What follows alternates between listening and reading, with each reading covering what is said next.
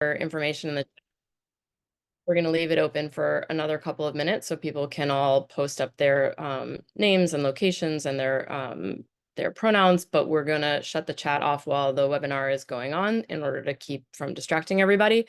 And the settings are such that you can see us, the people that are doing the presenting, and not everyone else, because it is an actual webinar. So to answer the questions that have been popping up in the Q&A.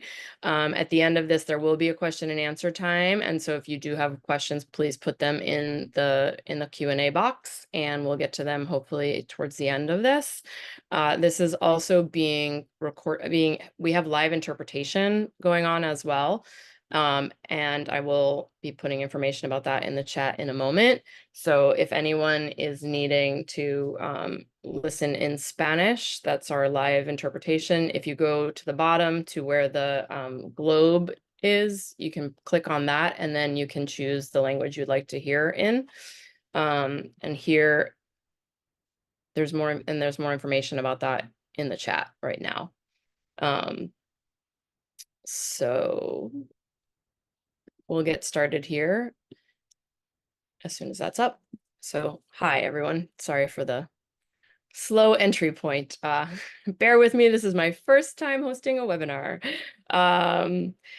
Hi, we're really glad that you're here and you're able to join us for this very important webinar. My name is Jessica Roth. I use she, her pronouns. I'm the US-Canada Plastics and Petrochemicals Program Manager at Gaia, which is the global network of more than 100,000 organizations, more than 1,000 organizations, soon one day 100,000, in 92 countries working towards zero waste and environmental justice. I've been working in the climate and anti-fossil fuel world for more than a decade and a half, and I've also spent all or part of my summers up in Lake Huntington in Sullivan County for the past 45 years. So this issue is very important to me, which brings me to the reason that we're here today. Sullivan County is in the process of reevaluating its approach to municipal solid waste, looking for alternatives to landfilling in Seneca Meadows. The county legislature hired Cornerstone PLLC to draft a local solid waste management plan for the next 10 years. That 470-page plan recommended pursuing a feasibility study for so-called, quote, waste to energy facility, which is really just greenwashed, pretty words, inaccurate name for an incinerator, which in fact contaminates the air, the water, and the soil around it with toxic materials. And not only is the legislature looking at building an incinerator, but an incinerator owned and operated by a multinational corporation that's currently doing business as under the name Reworld in the United States, but they have been known as Covanta for many decades prior. And when you have some time, I recommend everyone go Google Covanta and violations. You'll find lots and lots of information. Needless to say, the company has a terrible track record of operating these dirty, dangerous, polluting incinerators. And today you're going to hear from people who live in the, quote, host communities of Covanta incinerators and all the problems that they bring. But to start us off today, Dr. Neil Tongri is going to give an overview of the problem of so-called waste to energy and a bit about the zero waste solutions that we're advocating for instead. I'm going to give the bios of everybody now, and then we'll go back to Neil as soon as I'm done. Neil is the Science and Policy Director at Gaia and a Senior Fellow at the University of California, Berkeley's Goldman School of Public Policy. A climate scientist and oceanographer by training, Neil has worked on a variety of issues, including waste management, plastics, waste incineration, zero waste systems, and many other issues around waste and climate science, including the financing of them. He has a PhD from Stanford University and holds a captain's license from the US Coast Guard. Then we're going to hear from two powerful community advocates working to protect their communities from the dangers of incineration and other manifestations of environmental racism, and who have personal experience with Covanta and their so-called waste to energy incinerators. Chloe Cesir is a New Jersey native and an environmental justice organizer with the Ironbound Community Corporation. Chloe conducts community outreach and education on environmental justice issues such as zero waste and creating a just transition. She organizes residents to identify problems that affect them and pressure policymakers and corporations to address and prioritize those issues, focused on fighting against toxic gas polluting power plants and incinerators at the grassroots level. She has a passion for making an innovative impact in environmental regulations and policy to create change. Chloe currently serves on the New Jersey Environmental Justice Advisory Council. And Hannah Thomas is a mom, a grandmother, and a great-grandmother, and a council member of the Settlecott Nation. She grew up in the North Bellport and Setauket areas of Long Island and is retired from Stony Brook University. She primarily worked in healthcare, specializing in care coordination and independent living for people living with disabilities, and has been a strong advocate for health, welfare, and justice for her community, including standing up against the Brookhaven landfill for over 50 years. After the murder of George Floyd, she, her niece, and other community members co-founded the Brookhaven Landfill Action and Remediation Group, BLARG, to fight one of the biggest local threats to Black life, the Brookhaven landfill on Long Island, a 270-foot high monument to environmental racism. Rebecca Creskoff has been a resident of Sullivan County for more than a decade. She worked as a wordsmith in the corporate world for 30 years, founded New York City Audubon's Project Safe Flight to help with safe bird migration through New York City, and more recently has become a fervent anti-plastics warrior, leading the fight against the Hughes Energy trash autoclave 2 years ago. And Rebecca lives in Callicoon. Wes Gillingham is the associate director and co-founder of Catskill Mountain Keeper. He's responsible for developing the strategic thrust of the organization's programs and coordinates collaborative efforts working with regional, state, and national partners on extreme energy extraction issues and fossil fuel infrastructure fights. Dedicated to pushing New York into a just transition away from fossil fuels, he's been a farmer who lives off the electric grid for over 30 years and serves on the advisory board of the Center for Earth Ethics. So Neil, if you could start us off with your overview, that would be fantastic. Thank you very much. And I will try to give a brief overview here. And I'm sharing my screen. I hope you can all see that. I brought along a few PowerPoint slides. So this is going to be a very high level overview. But just to give you a sense, I want to touch on the questions of costs and financial impacts, the energy production, emissions and pollution, and talk a little bit about alternatives. So by way of context, incineration is not exactly a growing industry in the U.S. It's actually a declining industry. Those of you who've been around for a while will remember that back in the 80s and 90s, there were hundreds of proposals. Over 300 of them were stopped by community action.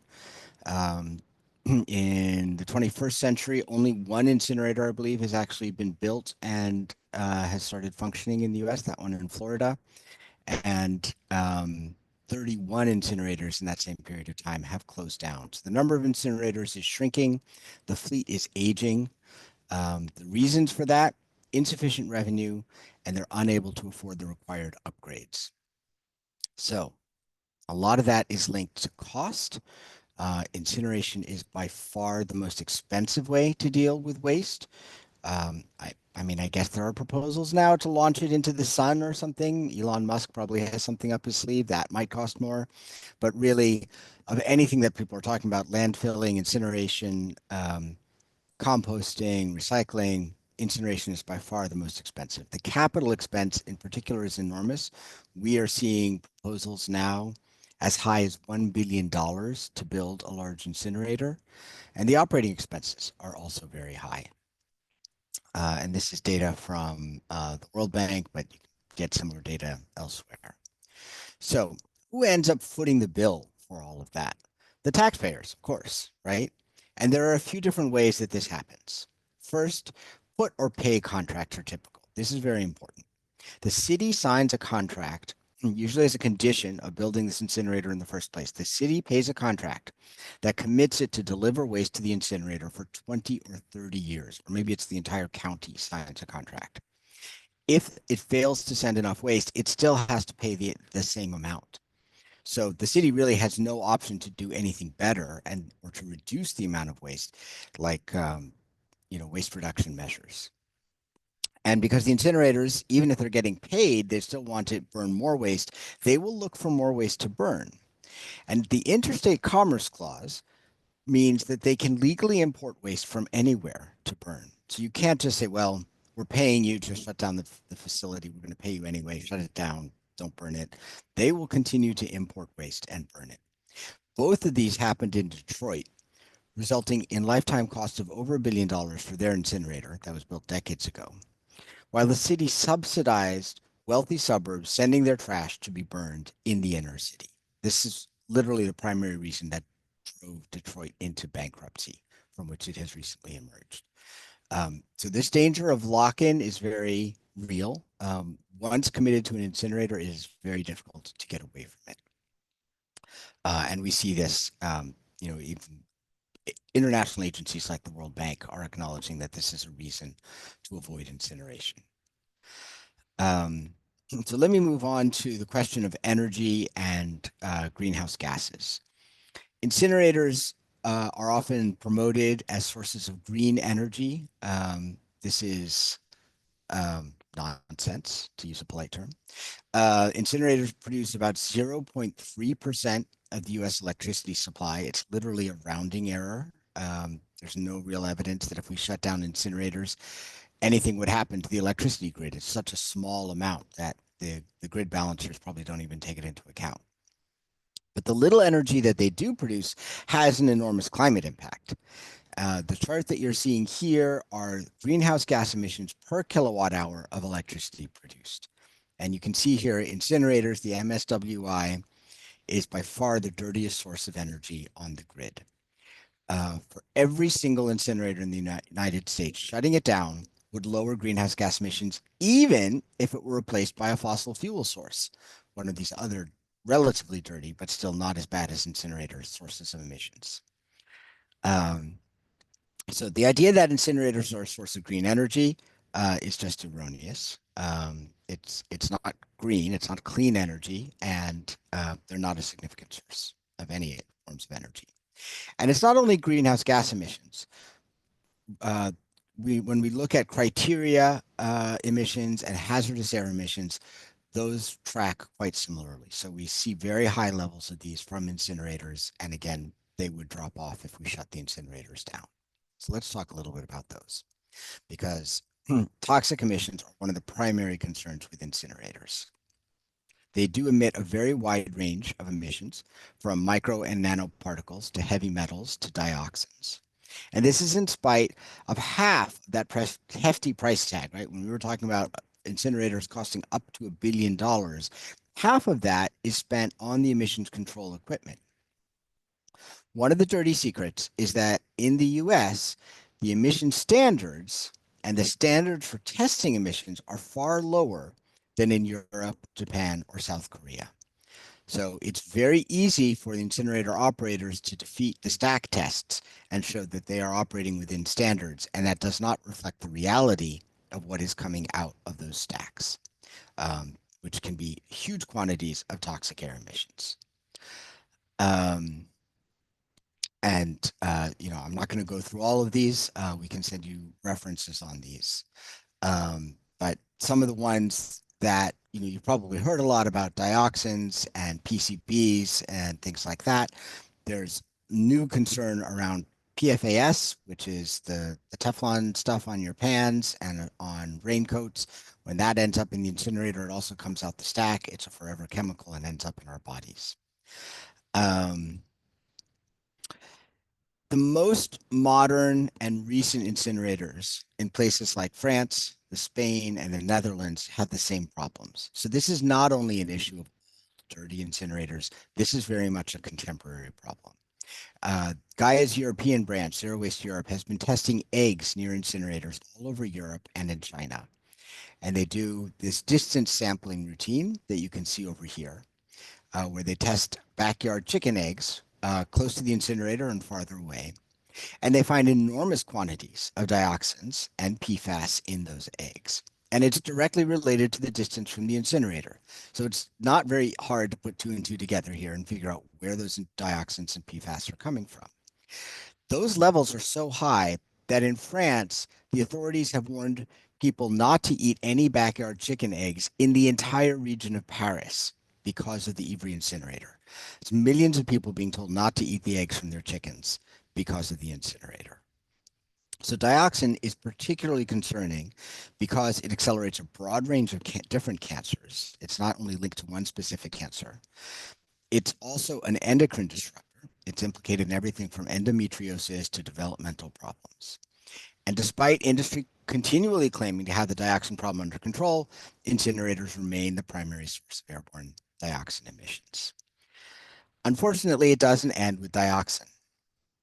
As Here is an incomplete list of additional air emissions that have been detected from municipal solid waste incinerators and which are not monitored and for which there are no emission limits set.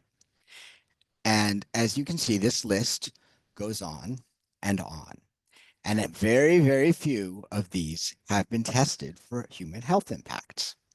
Some few that have shown signs of being even more toxic than dioxin.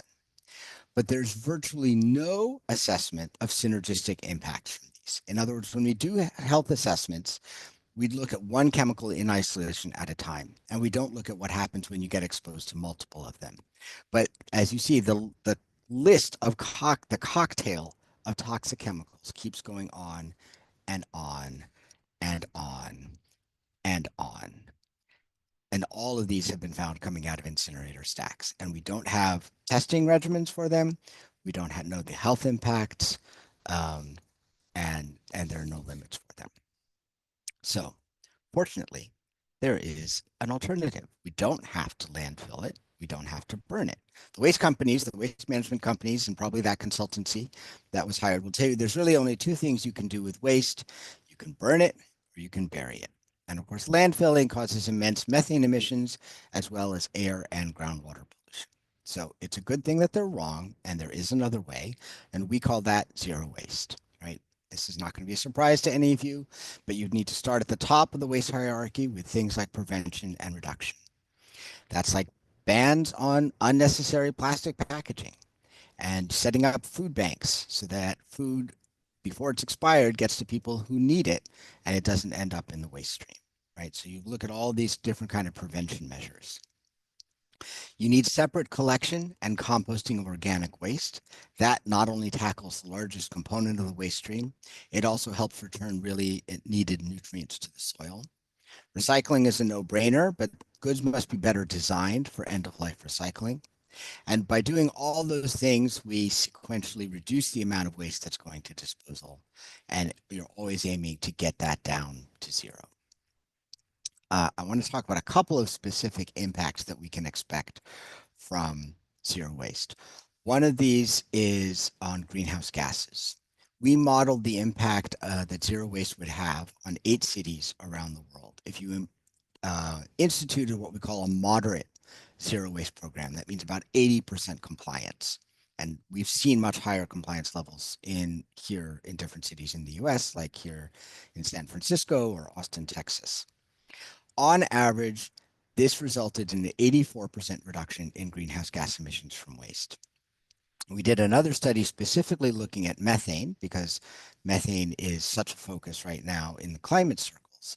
And methane can be reduced at least 95% through a series of simple steps, like separating out the waste, the organic waste before it goes into the waste stream, source separation, composting, biostabilization.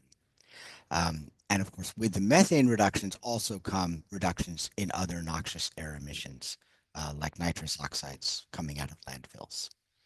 Detroit, which I mentioned earlier, recently closed its incinerator and found that they could actually transition to a net zero waste sector using the zero waste framework. And the amazing thing about zero waste is that this would generate more jobs, because every single one of those interventions in the zero waste package generates more jobs per ton of waste than incineration or disposal. So zero waste ends up being cheaper, it's cleaner, it's healthier, it's better for the climate, it's better for agriculture, and it's better for the economy. So that's the message I want to leave you with. The solutions are within reach. They're not that difficult, they're not that expensive, and they certainly don't involve burning waste. And that's how to get in touch. All right. Jessica, back over to you. Great. Thank you so much, Neil. That was super helpful. And just to note, I've been trying to answer questions in the question and answer box if I've been able to, and we'll have some more opportunities towards the latter part of this as well. And we're going to go to Chloe now. Hello, everyone. My name is Chloe, and I appreciate the introduction earlier, just so I won't go too crazy into who I am. But I am appreciative for even taking the time here to talk about how we can try to transition from dirty false solutions like incineration, because our community in New Jersey has been dealing with this for way too long, which is since the inception. So to give a little background on the community itself, I'm from New Jersey. I work in Newark specifically, which is a city of 300,000 people, the most populous city in the state. And I work specifically even more so in the Ironbound section of Newark, which is a 4 square mile community, but it is definitely dealing with being overburdened by so many different polluting facilities, such as having 3 fossil fuel power plants with the proposal of a 4th one in our midst, and also having a fat rendering facility that contributes to the bad smells in the area. And then on top of that, we deal with having the state's largest incinerator, Covanta, now known as Reworld, and the greenwashed version of things, like you mentioned earlier, Jess. But to give you guys a little bit of history of the Ironbound in Newark, this was originally Lenni Lenape land, and it was also marshland before it was a concrete jungle. And once we started transitioning into, dealing with settler colonialism and imperialism and all of those issues that come with that, soon enough, we ended up becoming much more industrial. And that also brought a big flight of migration of different folks coming into the neighborhood. And now, as you can see, the Ironbound, it is definitely a majority foreign-born community. A lot of folks there, their first language isn't English. So when we think about environmental justice, we think of it in the intersectional sense. So when we are looking at how we need to have language justice and we need to have housing justice, because we are having people live in these conditions in which they're in the midst of so much industrialization and dealing with deteriorating air quality, and all of the things that come with being right by Covanta. And not to mention as well, the reason why I'm glad to even speak about this here is because we wouldn't want to bring this out anywhere else. We just want to be able to transition into what Neil was mentioning earlier as zero waste facilities. So to talk about how we got into this environmental justice work. The Ironbound, like I had mentioned, has been dealing with industrialization for a long time, and we were able to organize Ironbound Community Corporation overall, community members to advocate for themselves and prevent further toxic facilities from using us as ground zero. So when it starts in New Jersey, and incineration specifically began in the 80s, when they were proposing to actually have an incinerator in every county of the state. But we were able to prevent that from happening, but it ended up being ground zero for communities of color. So we have 3 incinerators in the state of New Jersey, specifically in Camden, in Rahway, and in Newark, which is the one that I'm talking about right now. And, these incinerators were only intended to have about a 30-year lifespan. So it makes sense for within those 30 years, like Covanta, Essex, they've been able to accumulate almost 1,000 permit violations in that span of time.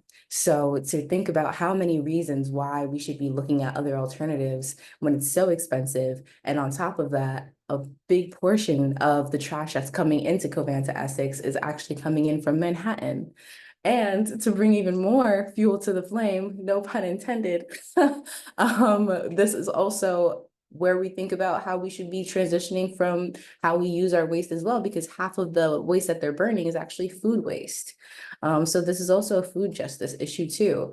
We've dealt with so many different things with our Covanta Essex, from the point of having even purple plumes coming outside of our incinerator, of the incinerator located around us. And it took so long just for them to give us an announcement that the purple plumes were coming from an accidental throwing away of iodine. And it's insane to think about how this is something that could even happen if we're supposed to be trusting that they're just, looking at all the things that's going through their facility and going through their building, and they're using the right practices in the first place. So when we talk to community members and we talk about the issues that come along with being in the midst of all of this, we talk about how we can have better alternatives, such as one, composting to alleviate the food waste issue that we're dealing with, and looking at ways to promote more green spaces in a place where we don't have enough green spaces in particular. And on top of that, we also talk about things like solar, talking about offshore wind as alternatives to having better energy to retrieve from. Because in New Jersey, we do have a goal of getting to 100% clean energy in the next decade or so. So we'd like to hope that we can transition from these extractive practices, not only in the sense of, not even having any more power plants, but also what we give off into the air, and making sure that the energy that we generate is impactful in a positive way in all fronts. So I just wanted to leave it at that. Thank you. Great, Chloe. Thank you so much. And we're going to hear now from Hannah, whose community also has been dealing with a Covanta incinerator in addition to the landfill. And just for anyone who was not aware, the Hempstead facility is the one that your legislators were brought down to visit and were told how fantastic and clean and efficient, and how it never burns anything. The only thing that comes out of its smokestacks is steam, because of the water that's getting burnt in the or heated up in the process. So it's really great that we have Hannah here to be able to tell us a little bit more about what the reality is of the facility that was part of the wine and dine, I guess, kind of experience with the legislators. So Hannah. That was a good introduction. Thank you, everyone on the call. As she did say, my name is Hannah Thomas. I am from the town of Brookhaven, Suffolk County, community called North Bellport. The landfill was established in 1974, maybe a couple of years after my family came there.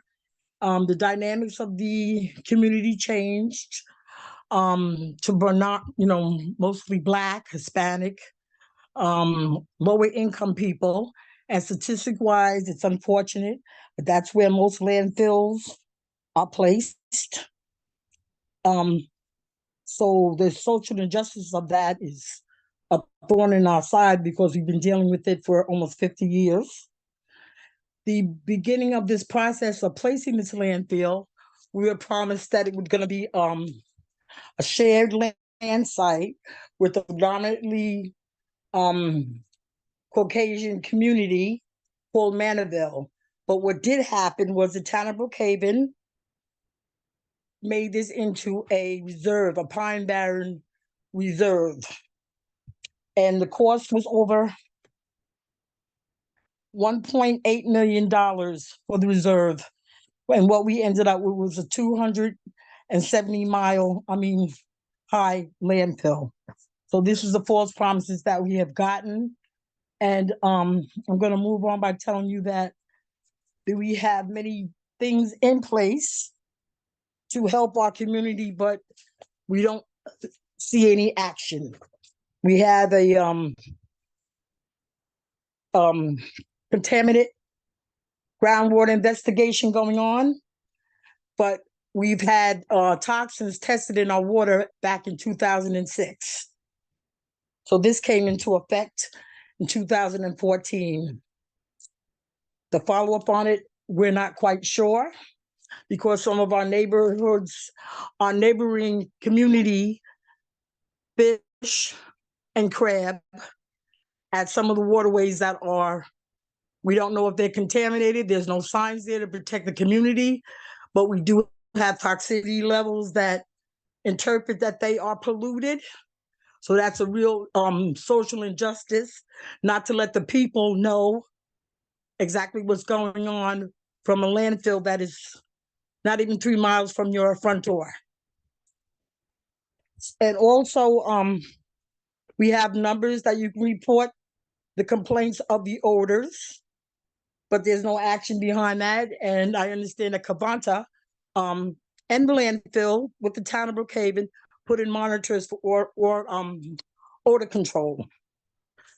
if that wasn't needed and it's not happening, then, we don't understand that. We don't understand we're not getting protection from the Department of Conservation, the Environmental Protection Agency. They finally met with the whole community after 50 years. We had a face-to-face communication with them about what's happening at our landfill. So since this call is really based on Schenectady Falls and their thoughts of incineration and Cavanta, I would just like to tell you the aftermath and what is going on in my community with the waste management million-dollar corporation called Cavanta. So there was a whistleblowing case from a former Cavanta maintenance planner.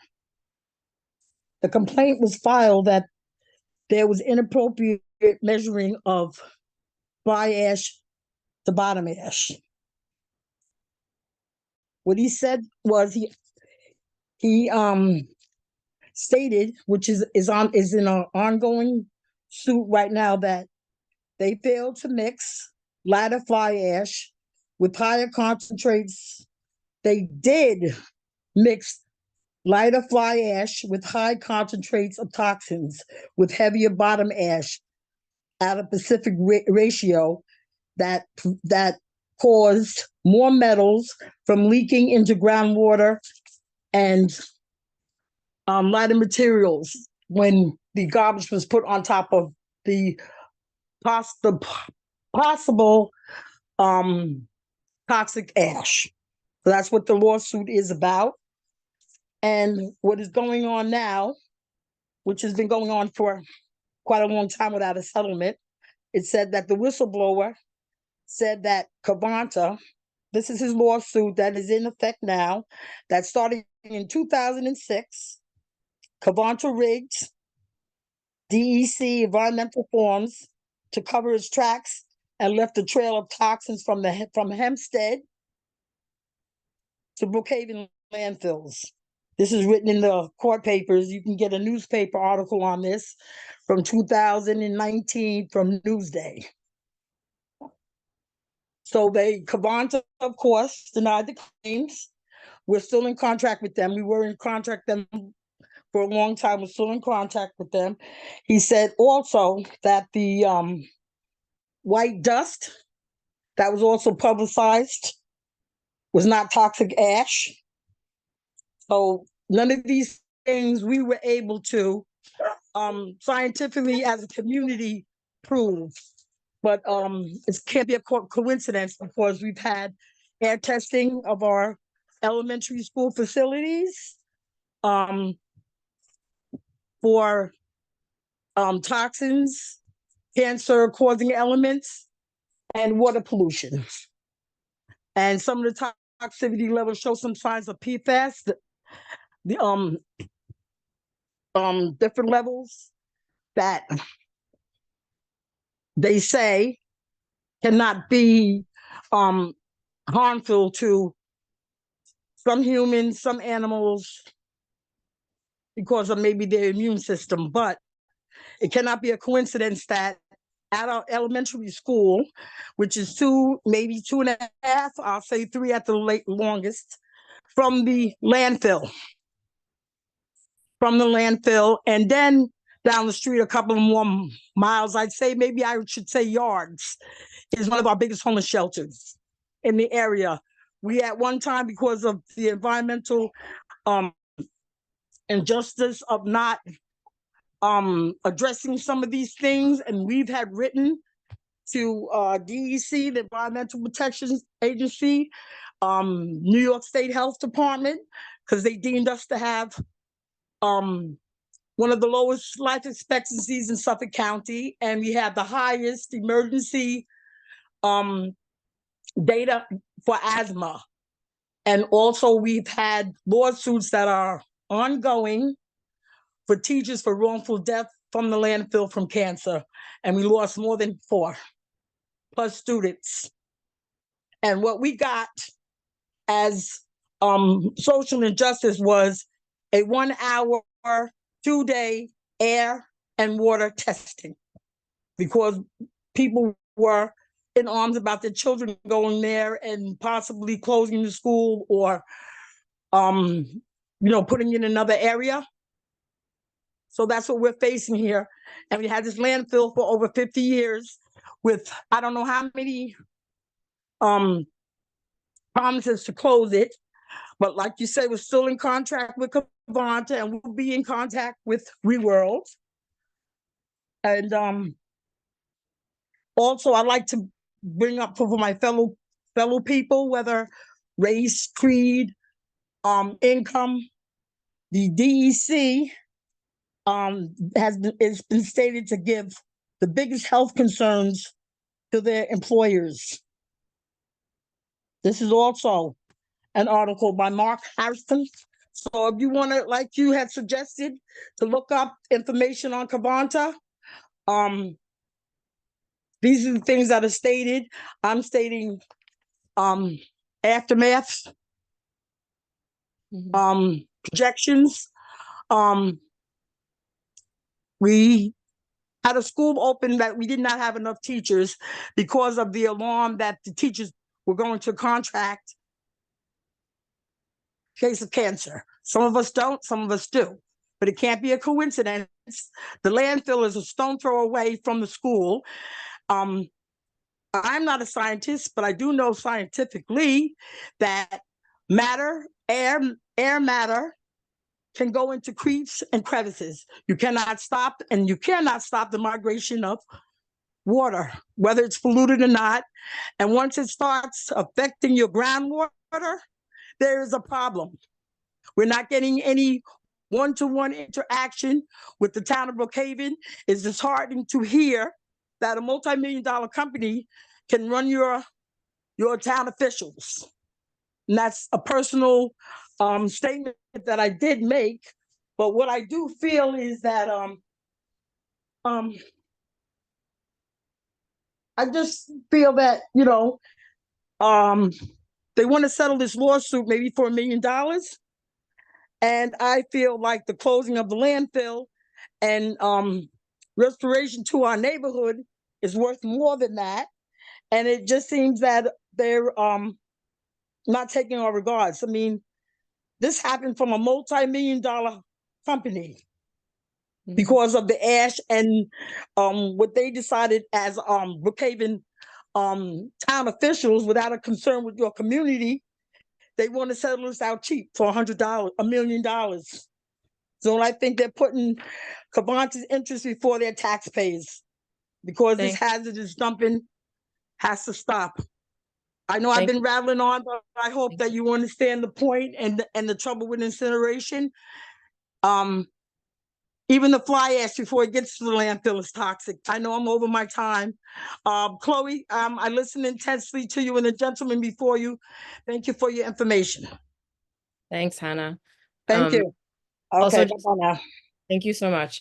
So just, this is also to underline, underscore the point that incineration does not get rid of the problem, right? It makes smaller volume of waste at much higher concentrations of toxicity.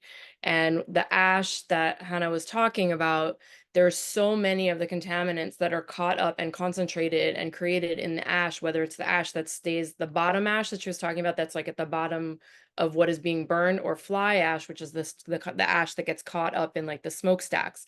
And so Covanta, the whistleblower's case was talking about how Covanta has been falsifying the information that they're submitting to the DEC for checking on the toxicity levels, because they have to have concentrations of different things all together and they can't exceed certain concentrations. And so what they're doing is they're putting in less contaminated ash with more contaminated ash in order to cover up the toxicity of what they have. And then it's being shipped, trucked through neighborhoods and going to a landfill. So the issue is that there's still, this is why the landfill and the incinerator are so closely connected. It's not a one or the other situation, right? Incineration, we all learned in elementary school science, that you can't create or destroy matter. It all still exists. It's just the forms change. And so that is why there's such a close connectivity between all the problems and all the health impacts and all the dangers of this landfill that was already harming the community, and then in moves Covanta and adds all of this toxic ash on top of it. And so it's a really important issue to be paying attention to, and to understand too how the limitations are of what can actually be monitored and addressed by our agencies. And then of course, when you have a company that is just flagrantly violating and doesn't really care what's being said and offers to spend $1 million to remedy the decades of harm that they've been putting on communities, then that's obviously absurd, and it's not going to come anywhere near handling the issues that need to be addressed. And a big part of what makes these that makes any of these dangerous and toxic polluting ways that we're addressing our energy or our waste or anything that makes them at all possible is because these companies are not paying what it costs to harm the environment and harm the people around them, right? And so that's something that gets left, with the counties holding the bag and the small communities holding the bag, and it's a really big problem. So with that, I'm going to pass it off to Rebecca, who is going to talk more about up in Sullivan County what's happening. Thank you, Jessica. And let me know, everybody, if you hear the neighbor's dog barking next door. My name is Rebecca Creskoff, and I've been a full-time resident of Sullivan County for 11 years. We're here today because the county recognizes it has a waste problem. We can't go on shipping trash to the Seneca Meadows landfill, which is 190 miles away, forever. But some county officials imagine there is an easy, off-the-shelf solution to our waste problem. A couple of years ago, they were welcoming an untried outfit that proposed building a steam autoclave. In other words, a giant pressure cooker to cook down our trash into something, they weren't clear what, the story kept changing, that they could sell. We kept that from happening, but now the county has come up with another silver bullet. The county recently released its draft local solid waste management plan for the next 10 years. On page 94 of that plan, it states that 3 feasibility studies for a waste to energy burn facility, privatization, and an efficiency evaluation have been selected to fully understand the pros and cons. We need to help them fully understand the cons of a so-called waste to energy burn facility. A year ago, WJFF aired an interview with a couple of officials from Dutchess County, which has a so-called waste to energy facility operated by a company called Wheelabrator. When asked about hazardous emissions, the executive director of their resource recovery agency said, quote, "There are a fraction of dioxins, lead, a very, very insignificant amount of mercury, carbon dioxide, nitrogen oxides, and particulate matter would be some of the components that would come out, again, at an extremely reduced amount.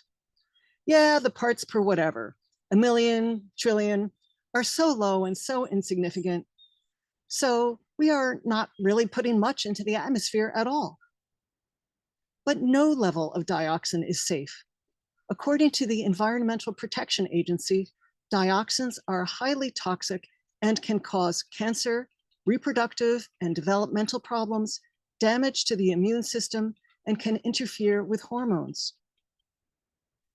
Landfills have a bad rap, and as we just heard from Hannah, we understand why. But as we've also heard today, incinerators are far worse. Today, a modern sanitary landfill with a double composite liner over 2 feet of compacted clay soil to protect groundwater and the underlying soil, with primary and secondary leachate collection and removal systems, is the least bad option for disposing of the waste that remains after we skinny it down to the smallest possible amount through recycling, reclaiming materials, and composting. So we need you to do 3 things. First, we have put together a petition opposing the incinerator, which we'll send out tomorrow or Wednesday. Sign it, then send it on to 3 friends and ask them to sign it too. Second, this Thursday, September 19th at noon, county staff will give an overview of the local solid waste management plan at the Government Center in Monticello. Attend the meeting and let them know you don't want an incinerator in our region. You don't have to give a long speech. Just get up and say, I agree with so-and-so. There is strength in numbers, and we need to let them know there is a lot of on-the-ground opposition to this plan. Then finally, submit written comments on the plan. The comment period runs until October 15th, but don't be like me and wait until the last minute. Start drafting your comments as soon as you get off this call. And again, ask 3 friends to do the same. Submit your written comments to, and Jessica, could you please put this in the chat, to recycling@sullivany.us, or you can send hard copy, even more impressive, to Mark Witkowski, SC DPW Deputy Commissioner, P.O. Box 5012, Monticello, New York, 12701. Thank you very much. Thanks, Rebecca. And we're gonna end with Wes Gillingham from Catskill Mountain Keeper. So in summary, let's take all the waste, all the things that we're throwing away that we don't want anymore or are too dangerous to keep in your house or in your facility, put it in a truck and send it to a facility to burn it in the air so we either breathe it or it then goes off to a waste. This is a really bad idea. You've heard that over and over again in the last hour. I want to remind people of something that Mountain Keeper truly believes in, and that is the fact that impacted people are experts in their own lives. Neil gave us he is an expert. He has all the facts and figures, but we are the ones that are going to deal with the facility in and of itself and all the problems that come with it. So we are the experts in our own lives. Don't hesitate to put in comments and tell the legislators. The legislators have a tough job. They've got to find a solution to our waste, as Rebecca said. There are other solutions. This is a dangerous distraction from what really needs to happen. And sorry for the car going by. Dangerous distraction for what really needs to happen, and that is we need to convince the legislators to find a real solution, which means we are going to need to change how we operate our waste stream. And I'll pass it back to Jessica with that. And stay posted and listen to over the next few weeks around with more information. And this will be recorded so that everybody can go back and get the specifics to make comments. And Catskill Mountain Keeper will make some of our comments public so that people can add to it from their own experience. And I'll stop there. Yeah, thanks everybody. That was a really great big and smaller picture of all the things that we're facing. To address some of what Wes was saying in the comments that have been coming up in the questions, I don't believe that there will be a virtual option for this meeting. The meeting is on Thursday at noon in Monticello. You can be sure that one of the comments that I will be making is that it is completely unfair and not community inclusive to hold singular meetings that take place during the workday when most people cannot get to them. So there are these other opportunities though for you to be able to send in written comments. We will follow up with a lot of information. As I said in the Q&A, we will not send it all in one email so as to avoid overwhelming everybody, but we'll do some things in sort of some time order where we'll send around the petition and we'll send around information for the hearing or the meeting, the public comment meeting. And we will also, after that meeting takes place, be able to send around some guidance for people who want to write comments and haven't yet done something like that, because it's actually quite easy, although it feels daunting. And, governments don't make it clear how to engage with them oftentimes. There seems to be a lot of steps that you have to take. So we're going to be sure to give you all the information that you need to be able to do that. And also don't feel like whatever you have to say is not important just in and of itself. It doesn't matter how you say it. It doesn't matter how you write it. It's important for your elected officials to understand, as Wes was saying, your experience and what is the reality in your community, because that is the most important piece of it. So, if there, I've been answering questions in the Q&A tabs. I don't see new ones other than someone asking if we can read comments from somebody else. I don't know. If folks want to send them, we can certainly ask. You know, it depends on how each governing body chooses to run their public meetings. There's all kinds of different ways that might happen. And we're certainly Yeah, happy. that can be done. That's okay, Jessica. That can be Yeah. done. Great. And are there other questions? We do have another half an hour if we need it, and if we do not, then that is also fine. And if I had answered anyone's questions in the chat and they don't feel like that was a complete enough answer, or they wanted to ask a follow-up to any of the panelists, then please put those into the chat as well. We don't have a proposal for an incinerator location yet because it's at preliminary stages. We're at the stage where the government is looking to investigate and figure out the feasibility of this process. The issue currently is that they've essentially given up on all of the other alternatives as their primary focus. There is some mention of them, again, in the 470-page report. So if you'd like to do a search and read certain sections, it's probably a lot more manageable that way. But to say that we don't have a concrete proposal yet, and as you have heard from Chloe and from Hannah about how difficult it is to fight these beasts once they already are in your neighborhood, the goal here is to make sure that we get to stop it before it gets that far. So that's the plan so far. And Wes, yes, go ahead. Yeah, I would just add to what you're pointing out here, Jessica. I mean, this proposal would, if it gets an actual site and it starts to go through the permit process, that means we're all going to have to, you know, spend hours and days and late nights making comments. And at the end of the day, in reality, the Climate Leadership and the Community Protection Act, the DEC is responsible for taking climate impacts into consideration with every single proposal that goes forward. This clearly, because of the science, would not be good for climate, and it will not help reach our climate goals. So we would, at the end of the day, get denied by the DEC. Meanwhile, we've just wasted it's a waste of energy. How's that for a pun? To stop this thing. Let's stop it before it gets even close to a permit application. Rebecca? And I just want to add that I have actually read the plan.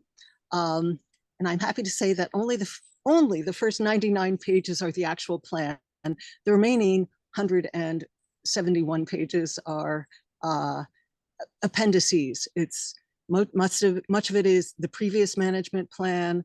A huge chunk is on organics management, which has led to composting, municipal composting in Sullivan, but that program needs to expand quite a bit.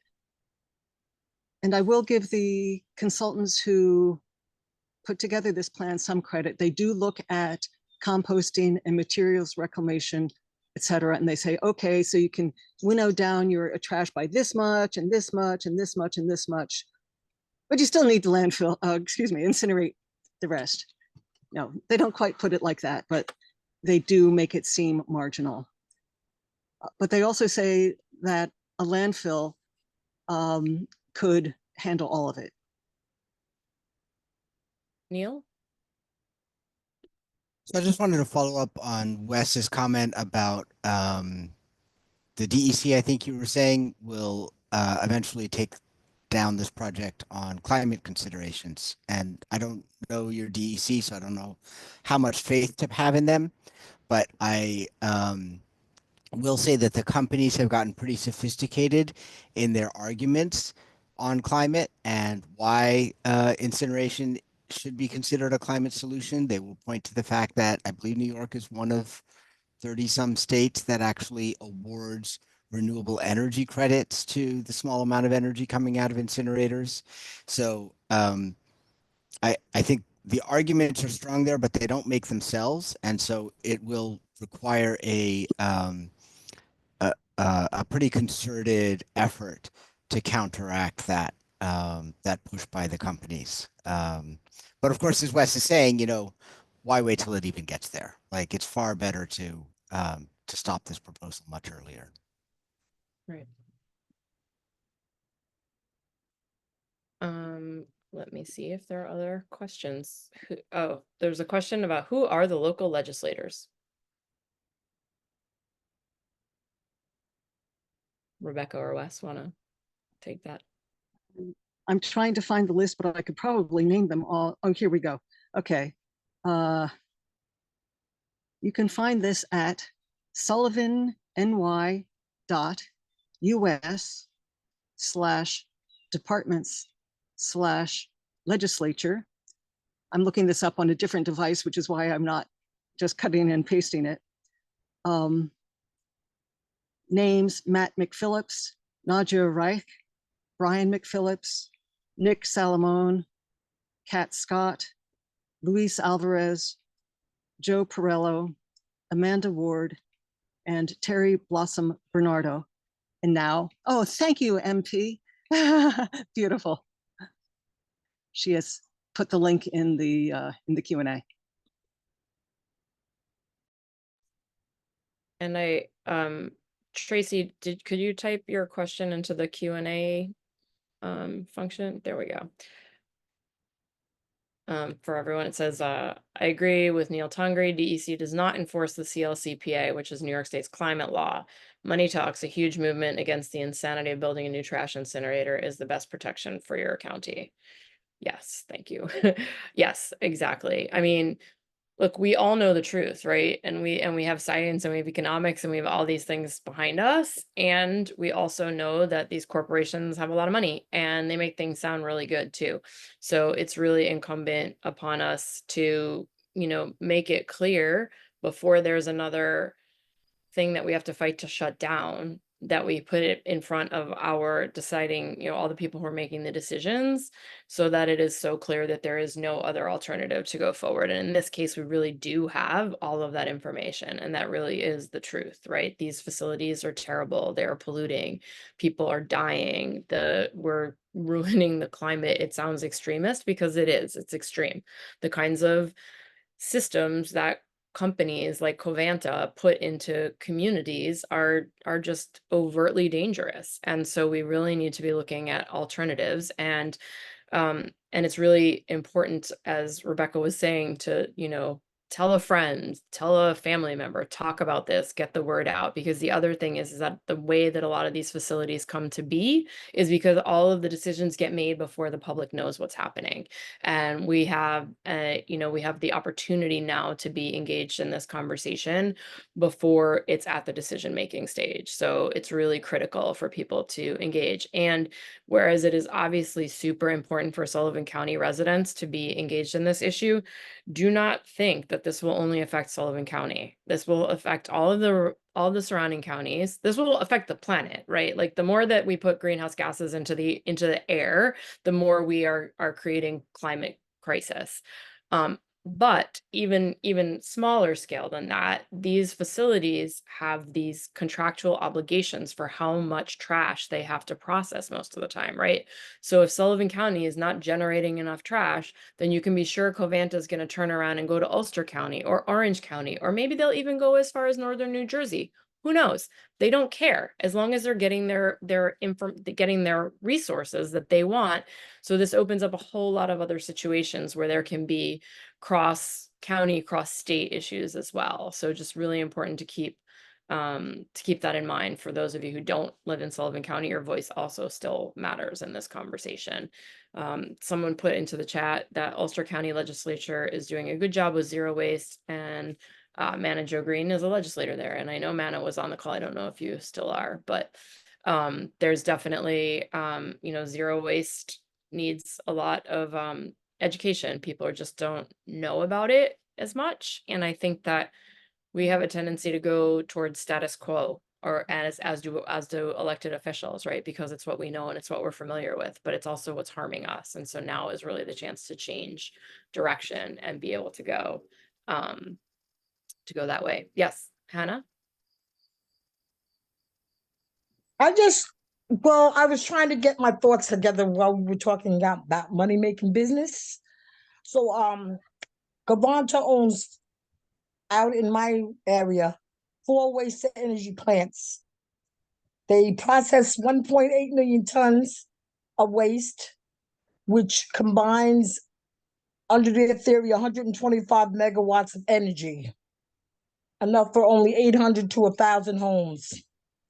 And they generate almost $890 million over the decades from the Tatterbrook Haven and from nearby towns like us.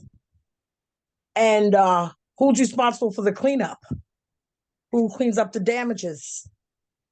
So, you know, I'm hoping that the incinerator doesn't come to you.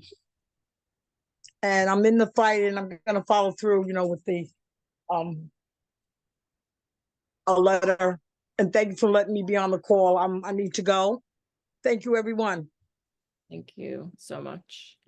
Are there? Thank you. That's great. Yeah, thanks for your help and your contribution. Are there other? Oh, so there's a One question. last- Go ahead. One last thing for me, I agree with everybody who responded to me saying at the end of the day, the DEC is going to cancel it. Government never does anything without the people speaking for what they want and what they need to protect their health and their community. So it is the law, and it should, if they follow the law, it's something that they will cancel, but we need to make them do it. So start writing those comments as soon as you can when this webinar is over. Yes, I see another question in the chat. Who will have the final say to decide if the incinerator gets up and running? And do we, the citizens, have a positive alternative to this issue of all the dang trash? And then also another related question says, not that it's our responsibility to offer something else better, but who can present zero waste to them in a way that works within the timeline of options for Sullivan County going forward? I believe Seneca Falls is scheduled to close, not sure how soon, but fairly soon. So we have, I believe, or I feel like we have answered many of those questions in here, but I mean, I think that the legislature will be the ones to make the final decision on if they're going to go forward with that. But then there's the requirements of the permits, right, that Wes is talking about, and that Neil mentioned and all. So there's a number of different decision-making stages. And as we've been saying, like, if we can kind of knock this out at the first one, that's the best option moving forward. And we will certainly be submitting lots of zero waste material to them, much of what Neil talked about, and then more our, you know, Gaia is the Global Alliance for Incinerator Alternatives. We obviously fight against incineration, and we fight for zero waste. And so we have lots of resources that we will be able to present. And, you know, if it turns out that the legislature wants more actual presentations, I'm sure that we can pull together quite a panel of folks to talk to them as well. Are there anyone have any other questions, or any of the panelists have anything else that they would like to add? I see. Linda, can you put your comment into the Q&A, please?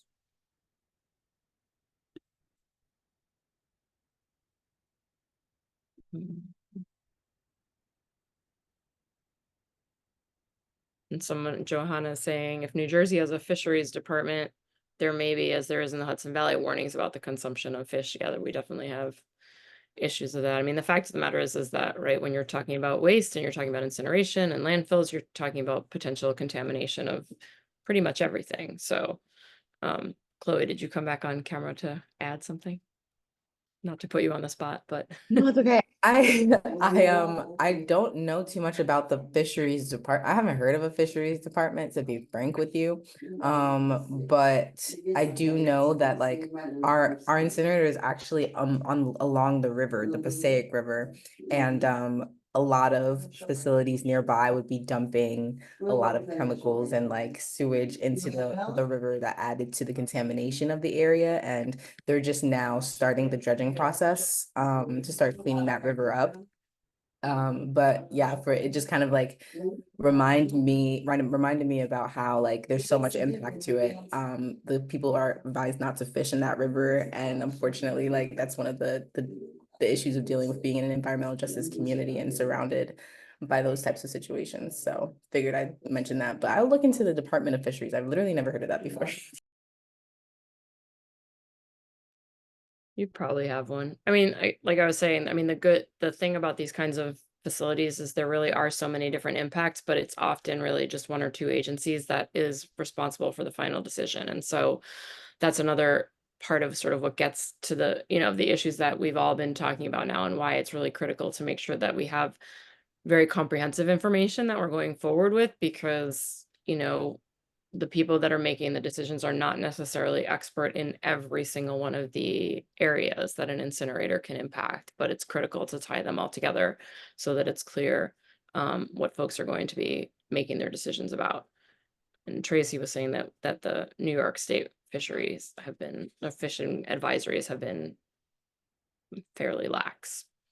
Does anyone have any final thoughts, questions, comments that they would like to make?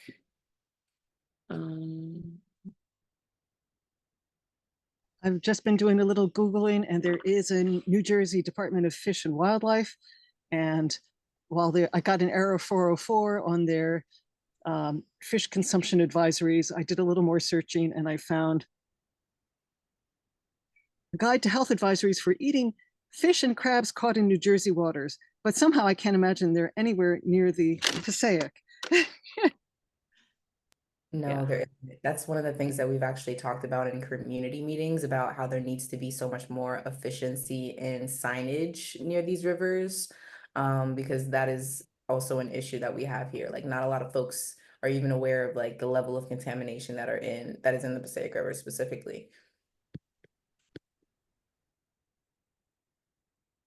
Well, everyone, I don't want to keep you past everyone's allotted time for this, but I would like to thank all of the panelists, everybody who came and attended, our interpreters as well.